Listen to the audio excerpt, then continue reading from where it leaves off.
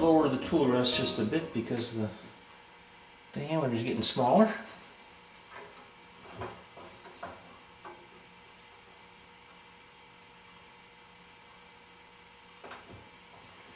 And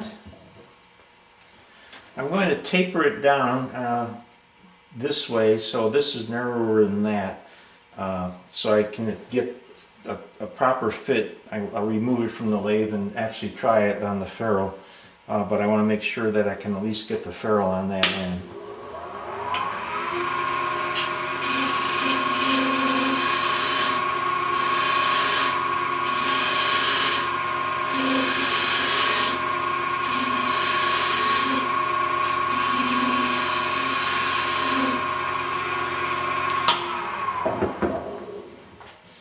Okay, let's try it.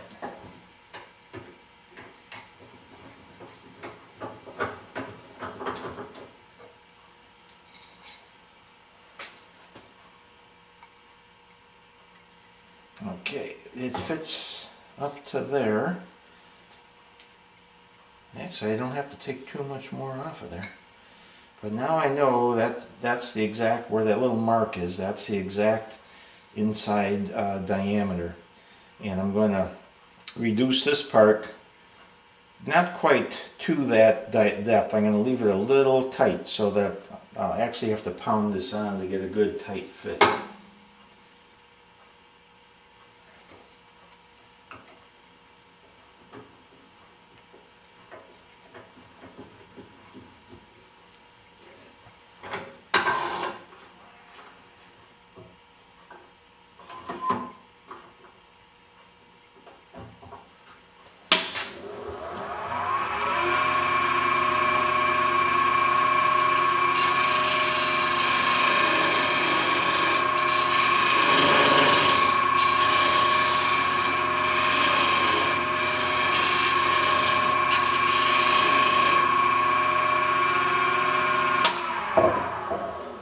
I think that might do it. Let's find out.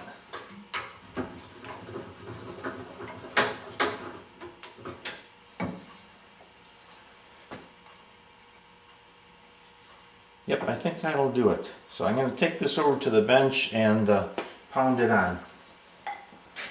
Okay, I have my dead blow mallet.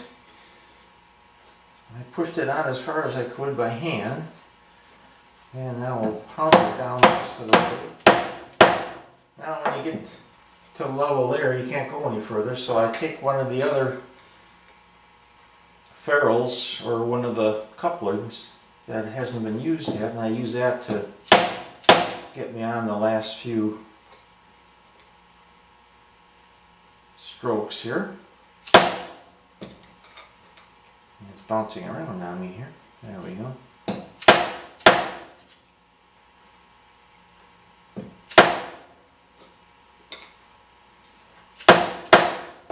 As you can see, it's a nice tight fit. One thing I forgot to mention, when I cut down this end here, I undercut it in a little bit so that that would ensure me a real nice tight fit.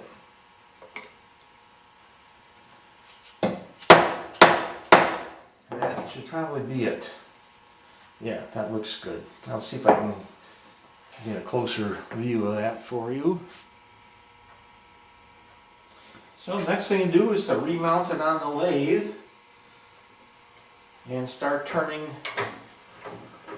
it to the final shape, which of course can be nearly anything you like. I tend to favor the shape as I show you with these other tools. Kind of a long, narrow, a little thicker here, a little thinner there. At close to the end, you want to leave some thickness for strength. It doesn't have to be right up to the end, although it can be. But in that vicinity, you want to leave some meat there for strength. Beyond that, there's really no restriction to what you can or can't do. I'm going to mark out the approximate high points on my tool handle here. This one I think I'll put right about here. Again, this is not a critical thing by any means, but just to give me some guidelines. And basically I'll be curving this down, and then this down, and then this down, and this will be high point, and then I'll round off the very end.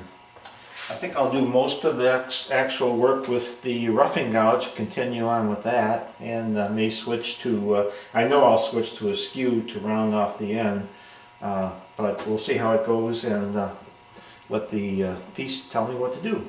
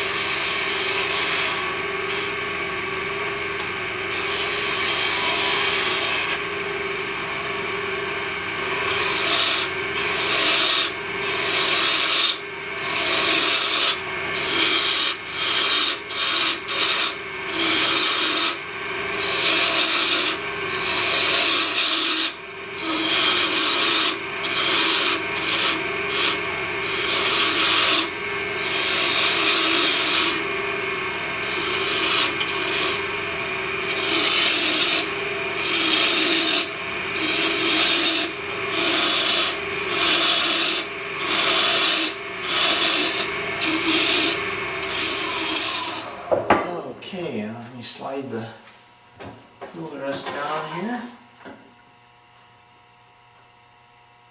I'm going to raise it up for some skew work.